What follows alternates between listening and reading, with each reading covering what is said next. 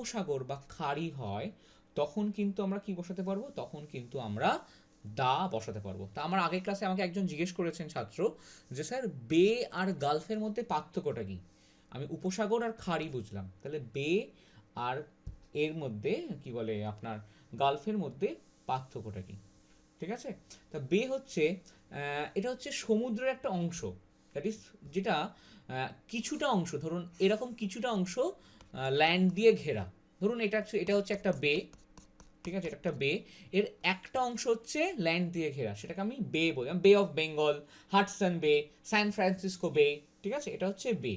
ঠিক আছে, মানে যার একটা অংশ হচ্ছে ল্যান্ড দিয়ে ঘেরা হবে। আর গালফ কি, গালফ হচ্ছে gulf is a large part of the sea that goes deep inside the land.